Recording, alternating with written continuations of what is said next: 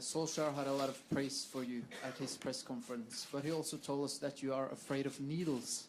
Can you tell us what he was talking about? Needles? Needles. What is needles? Needles. Okay. Yeah, no, that's true. I mean, I hate that. But since I was young, I really hated needles, and I didn't remember that he knew about it. But after so many years playing football, sometimes you need them because obviously sometimes you feel pain and you have to recover quick and now I'm a little bit more adapted to that. I mean, it's not as difficult as when I was young, that I was really scared to them.